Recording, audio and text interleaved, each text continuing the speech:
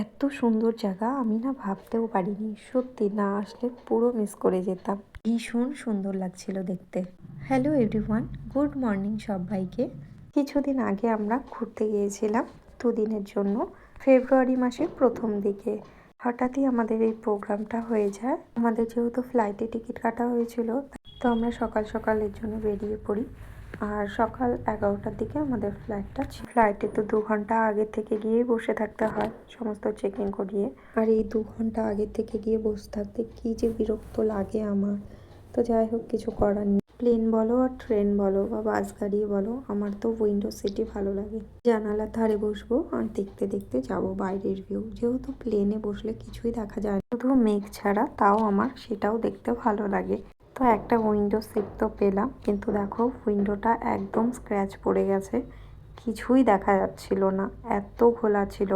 প্লেনে উপরে ওঠার সময় যে ভিউ, নিচের ভিউটা, আর নামার সময় যে নিচের ভিউটা থাকে, সেটাই ভালো লাগে দেখতে। একদম উপরে উঠেছি যখন, শুধু মেঘ ছাড়া আর কিছুই দেখা যায় না।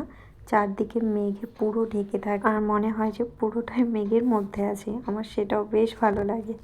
তো যাই হোক, আমরা চলে এসেছি গুয়াহাটি এয়ারপোর্টে। বাগডোগরা থেকে গুয়াহাটি বেশিক্ষণ লাগে না, কিন্তু আমরা এই গুয়াহাটি এয়ারপোর্টে এসে না বেশ অনেকক্ষণ সময় থেকে নিয়ে ওয়েট করছিলাম আমাদের গাড়ির জন্য। আমাদের যেহেতু আগের থেকে সমস্তটা বুকিং ছিল, তো অনেকক্ষণ ধরে আমরা গাড়ির জন্য ওয়েট করছিলাম। তারপর যাই হোক, অবশেষে আমাদের গাড়িও আসলো আর আমরাও এবার রওনা দিলাম আমাদের গন্তব্যস্থলে। তোমাদের তো বলাই হয়নি যে আমরা কোথায় যাচ্ছি ঘুরতে, কিন্তু থাম্বনেল দেখে তো অবশ্যই বুঝে গেছো এতক্ষণে যে আমরা কোথায় যাচ্ছি। তো চলো, তো আজ যাচ্ছি শিলং, আর যেতে যেতে কয়েকটা সাইট সিনও করে যাব। তো চলো, দেখতে থাকো তোমরা ভিডিওটা, আশা করি তোমাদের ভালো লাগবে। তোমরা যারা আমার ভিডিওটা দেখছো, যদি তোমরা কেউ গিয়ে থাকো তাহলে কিন্তু আমাকে অবশ্যই জানিও। তো যাওয়ার পথে যে আমাদের প্রথম সাইট সিনটা করিয়েছিল সেটা ছিল শিলংয়ের ইউমিয়াম লেক। আমরা যখন এই লেকে পৌঁছাই তখন প্রায় অনেকটাই বেলা হয়ে গিয়েছিল। এখানে আমরা প্রায় অনেকটাই সময় কাটাই, চারপাশটা বেশ ঘুরে দেখি। খুবই সুন্দর ছিল জায়গাটা। আর এখানে যে বোটে উঠছিল সবাই, আমিও ভাবছিলাম যে এখন বোটে উঠবো কিনা, যেহেতু বিকেল হয়ে গেছে, শীতের সময়, আর ভয় লাগছিল যদি যে যাই তাহলে তো হয়েই গেল। ভাবতে ভাবতেই দেখলাম বর আমাদের জন্য টিকিট কেটে নিয়ে চলে এসছে। এবার বোটে চড়তে হবে। তো আমি তো প্রথমে যেতেই চাইছিলাম না, বলছে না টিকিট কাটা হয়ে গেছে চলো। তো যাই হোক, কি আর করা যাবে, এখন চড়তে তো হবেই। তো চলো, যেহেতু পরে আর আসা হবে না, পরের দিন অন্য জায়গা নিয়ে যাবে। আর তো চলো তাহলে যাওয়া যাক এখন। তো আমরাও এখন রেডি হয়ে গেছি যাওয়ার জন্য।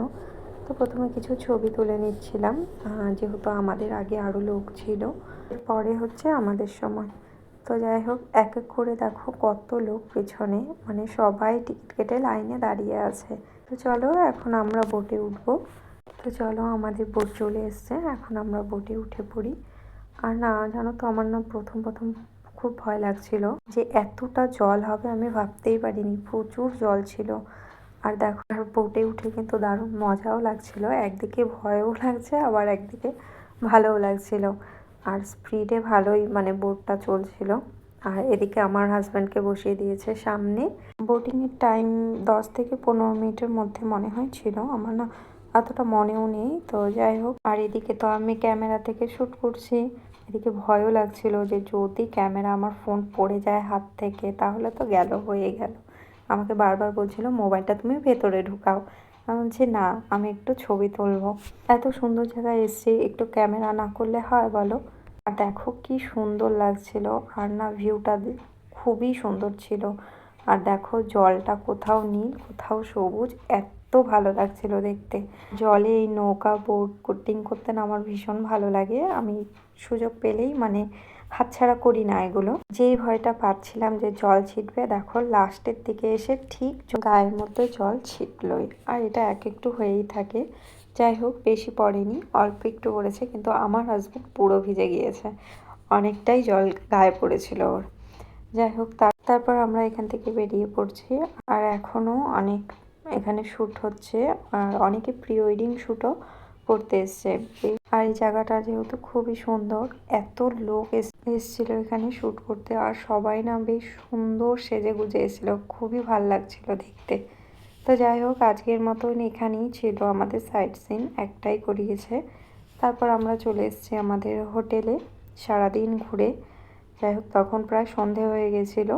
আর এই ছিল আমাদের রুমটা দেখে তো আমার মানে পুরোই অবাক আমি, এত সুন্দর রুম।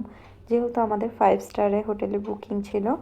তো চলো তোমাদেরকে একবারে রুম ট্যুরও দিয়ে দিই।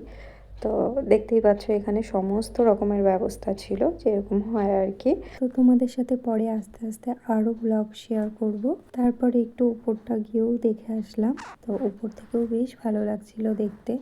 আর যেহেতু রাত হয়ে গিয়েছিল আমাদের যেতে যেতে, তারপর ফ্রেশ হয়ে আমরা একটু মার্কেটে বেরিয়েছিলাম।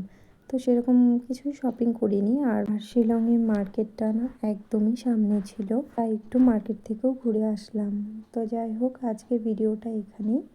তোমাদের ভিডিওটা কেমন লাগলো অবশ্যই কিন্তু জানাবে। আর ভালো লাগলে কিন্তু অবশ্যই লাইক, কমেন্ট, শেয়ার আর সাবস্ক্রাইব করে দিও চ্যানেলটিকে।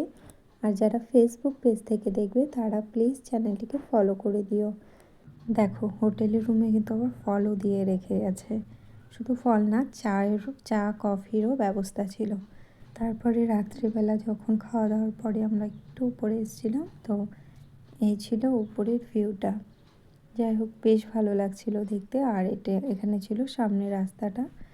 তো চলো, আজকে তাহলে ব্লগটা আমি এখানেই শেষ করি। তোমরা কিন্তু অবশ্যই কমেন্ট করে জানিও তোমাদের ব্লগটা কেমন লাগলো। টাটা।